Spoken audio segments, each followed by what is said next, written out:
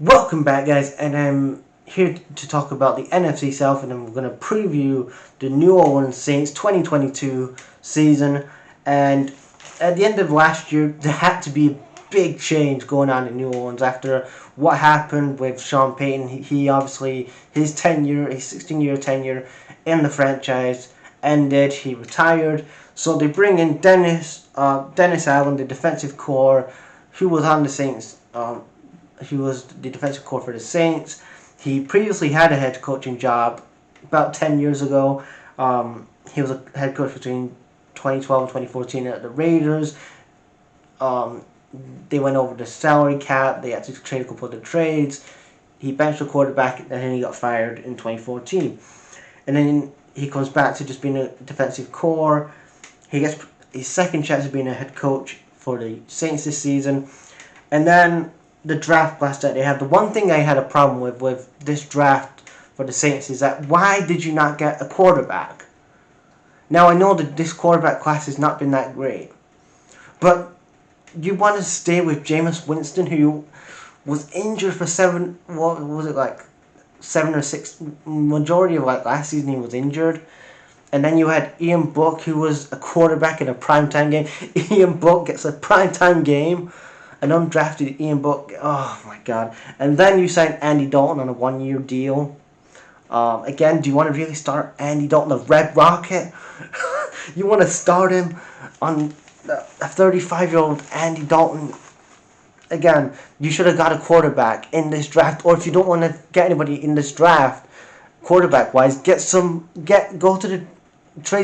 offseason. You had Deshaun Watson. You could have got. You could have got Jordan Love. Jordan Love he was a perfect guy for any team that needed a quarterback this year.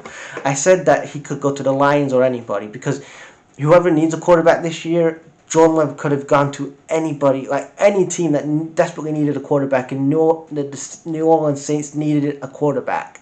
They need somebody young that's going to be the face of the franchise. Jameis Winston is not the answer. I guess he's 28, but again, he's injured. And really, you're paying $17 million for a guy that wasn't healthy last season. Why are you still bringing that investment in again?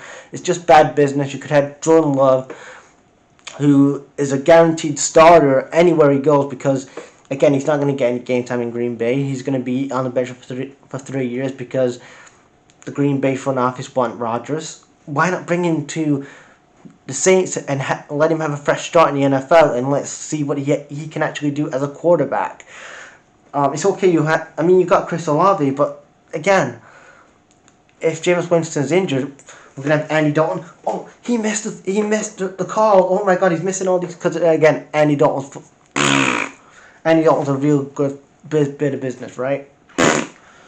So yeah, Chris Olave, he's a good acquisition. I like him. He's 22. He's from Ohio State. He had 11 starts last season. He had 65 reps. He had 936 yards, 14.4 in average, and he had 13 rushing touchdowns.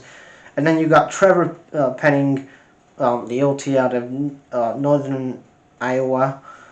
You got Alante Taylor, a cornerback from Tennessee. You got DeMarco Jackson, who's a linebacker, and then you got Jordan Jackson. But again, you still have Alvin Kamara, who again wasn't that great last season. He had 5 touchdowns. Only thing he was really known about last season was that fight he had in the Pro Bowl last year. But again,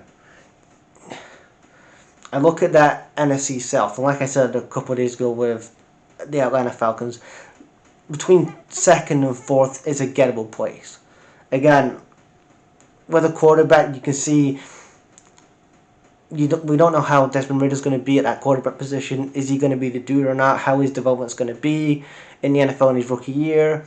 You've got Carolina that have Baker in midfield now, so they're still a dumpster fire. So again, you could get 2nd place.